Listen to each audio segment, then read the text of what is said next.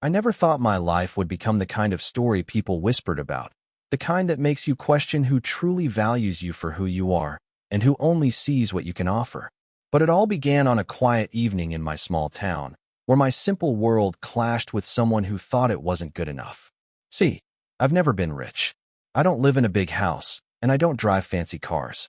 My life is built on routine, hard work, and finding joy in the little things, like fixing up old furniture, cooking meals from scratch, and watching the sunset over the same dusty fields I've known since I was a kid. To me, that's enough. But to her, it was something to laugh at. She came into my life like a storm, elegant, polished, and sharp-tongued. The kind of person who could walk into a room and make everyone stare, not just because she was beautiful, but because she carried herself like she owned the place. And when she looked at me, with my plain clothes and rough hands, she didn't hide her smirk. She mocked my simple life every chance she got, making me feel like my world was nothing but scraps compared to hers. At first, I brushed it off. I told myself her words didn't matter. After all, people who truly matter don't make you feel small. But it's strange how even the strongest walls can crack when the same insult hits again and again. Each laugh, each sneer, each careless word chipped away at me, making me wonder if maybe she was right. Maybe my life wasn't enough. But what she didn't know, what no one knew, was that behind her sharp voice and dismissive eyes stood someone else. Someone who saw me differently. Someone who would change the course of my story in ways I never imagined. Because while she mocked my life, her sister watched. Quietly, carefully, not with pity, but with a kind of curiosity, almost as if she wanted to understand why I found happiness in places others overlooked. I noticed her at the edges, the way her eyes softened when I spoke, the way she didn't laugh when others did. And though she never said much in those moments, I could feel it, an unspoken connection slowly building, like the first spark before a flame. Still, I didn't know what to make of it.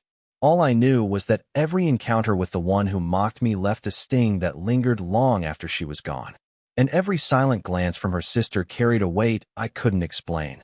Little did I know, those two sisters would become the center of a storm that would tear apart everything I thought I understood about love, pride, and the value of a simple life. And the choice I'd be forced to make between them would change everything.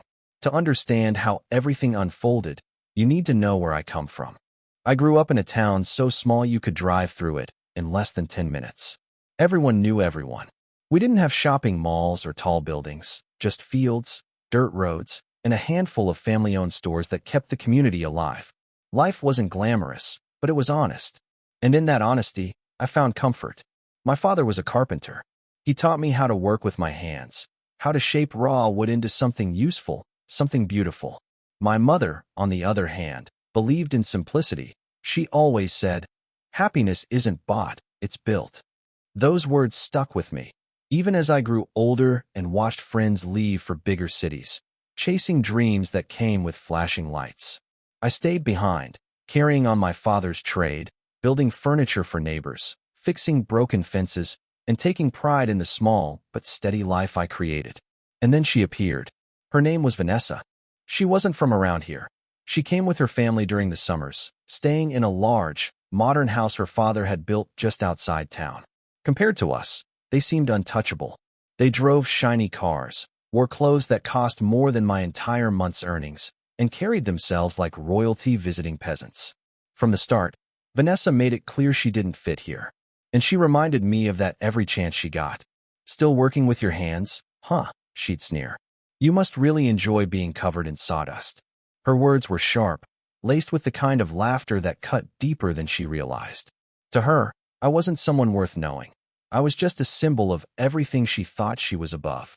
But where Vanessa carried herself like fire, her sister, Claire, was different. She was quieter, softer, like the calm after a storm. Claire didn't talk much at first, but her eyes said everything.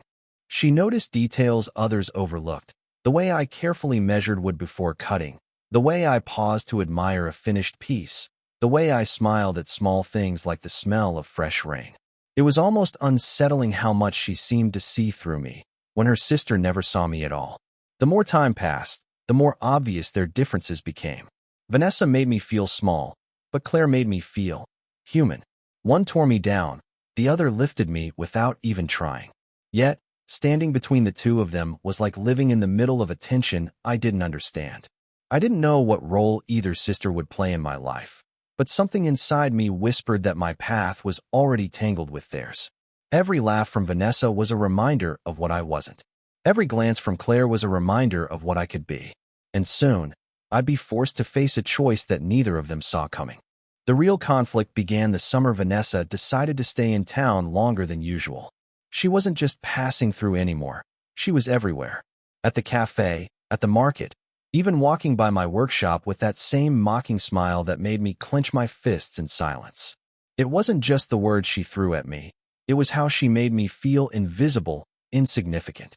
She'd laugh with her friends about my old truck, about the way I wore the same boots every day, about how men like me would never understand what real success looked like. And the worst part? People listened. Some even laughed with her. Suddenly, it felt like her voice was louder than mine in a town I'd called home my whole life. But in those same days, Claire's presence grew stronger too. She'd stop by when Vanessa wasn't around, curious about my work.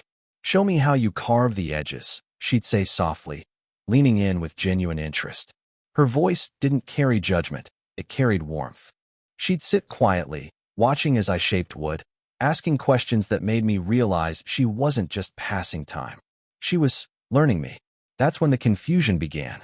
How could two sisters, raised under the same roof, see me in such completely opposite ways? One made me doubt everything I was. The other made me believe I had something worth giving. I found myself drawn to Claire's calmness, her quiet strength. But the louder Vanessa mocked me, the harder it became to ignore her shadow. The tension grew until it was impossible to pretend nothing was happening. One evening at a town gathering, Vanessa's voice cut through the chatter. "Can you believe he still thinks making chairs is a future?" She laughed, her friends joining in. My face burned, anger boiling in my chest. But before I could speak, a voice rose from the crowd. It was Claire, and the words she spoke would change everything. The moment Claire's voice rose in that crowded hall, the air shifted. Everyone turned, the laughter froze, and for the first time, Vanessa's smug confidence cracked. "She's wrong," Claire said firmly. Her eyes locked on her sister, but her voice meant for everyone.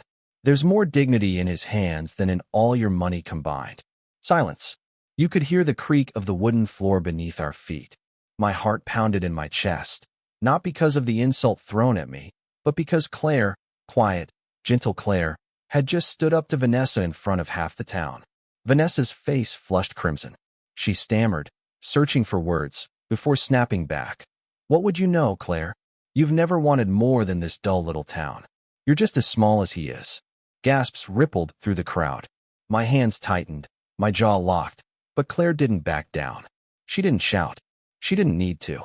She simply turned, her eyes meeting mine for a moment that stretched longer than it should have.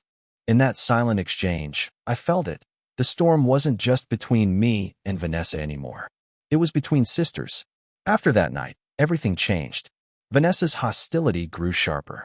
Every glance at me dripped with bitterness, not just for who I was, but for the way her sister seemed to drift closer to me. And Claire? She began visiting my workshop more often, asking me to teach her, wanting to build something with her own hands. I showed her how to sand wood, how to stain it, how to see beauty in imperfection. She laughed when she made mistakes, and I laughed with her. Slowly, carefully, we carved something more than furniture together. We carved trust. But whispers spread quickly in a small town. People began to talk. They noticed Claire lingering too long at my side, noticed Vanessa's glare whenever she caught sight of us. Some warned me quietly, "Careful. You don't want to be the reason those sisters turn against each other." And deep down, I feared they were right. Because the more time I spent with Claire, the more my heart betrayed me. Yet, with every step closer to her, Vanessa's resentment burned hotter. She wasn't just mocking me anymore. She was watching me, waiting, like a storm building on the horizon. Her silence became more dangerous than her laughter ever was.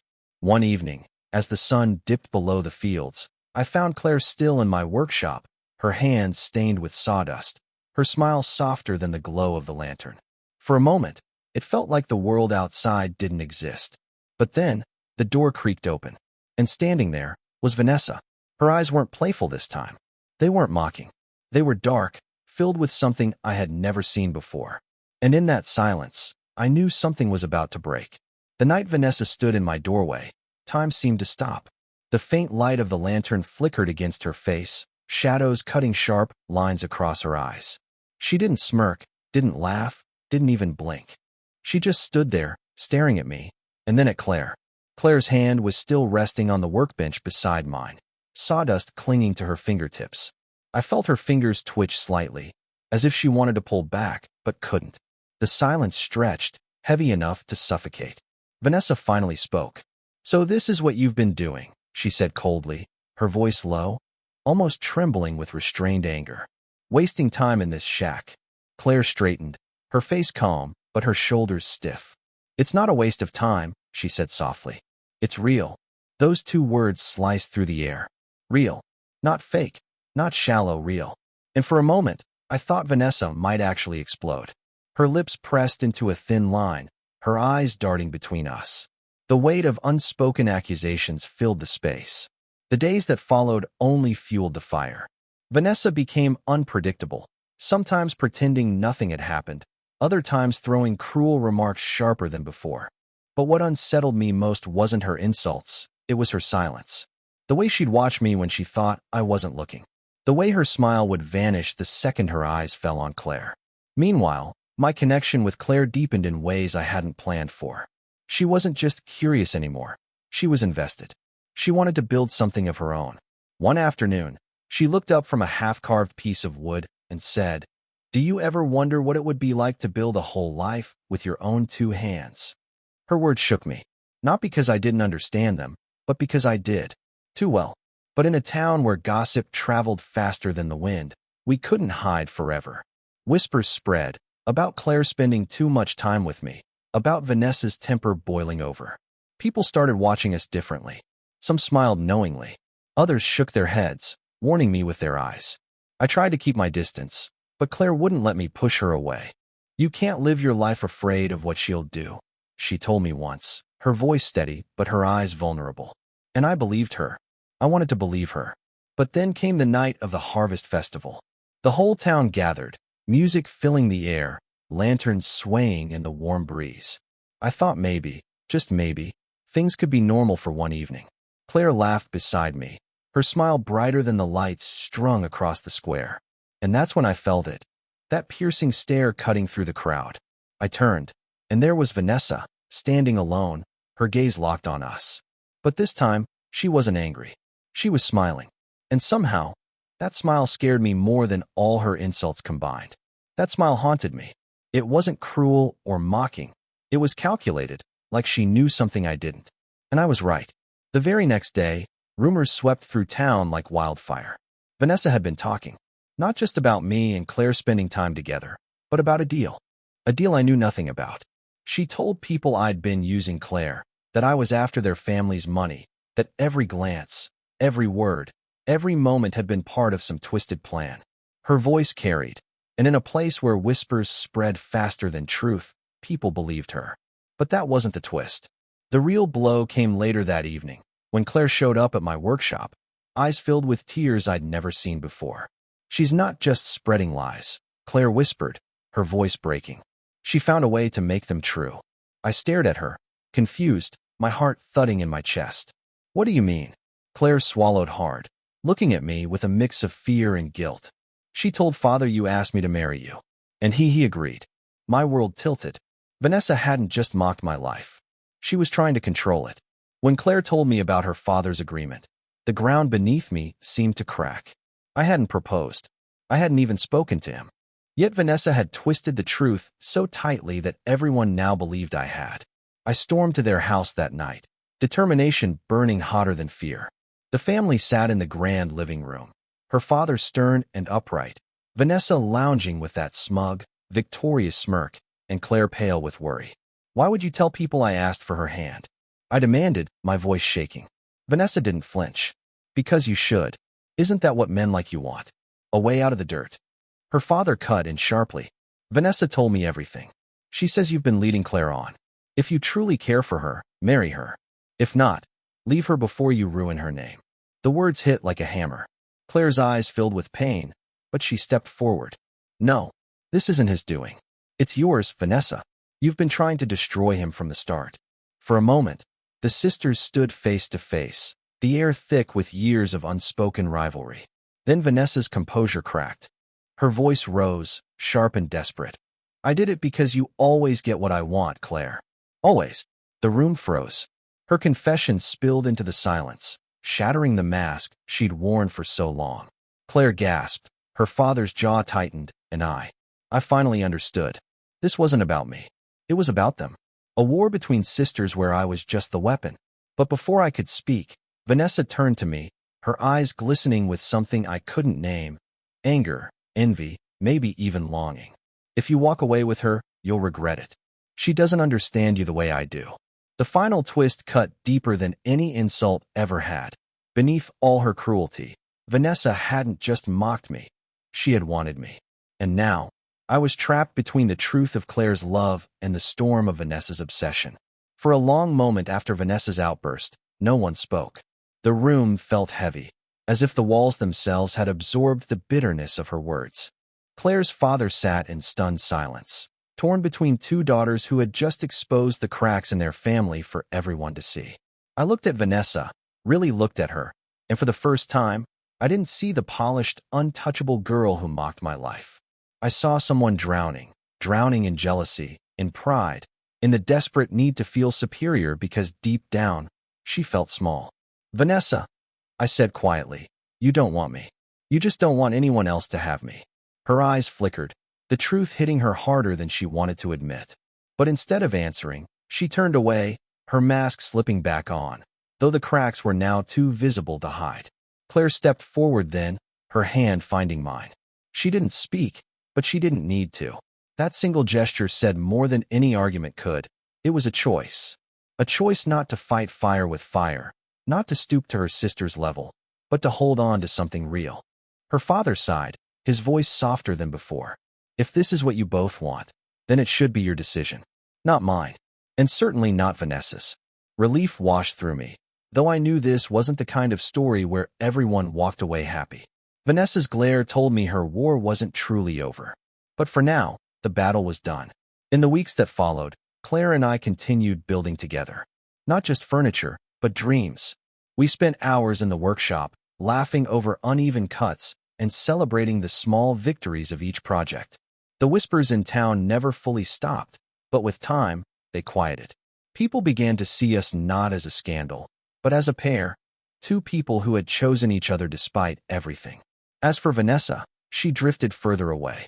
Some said she left town for good, chasing the glittering life she always thought she deserved. Others claimed she'd return one day, different, changed. I didn't know.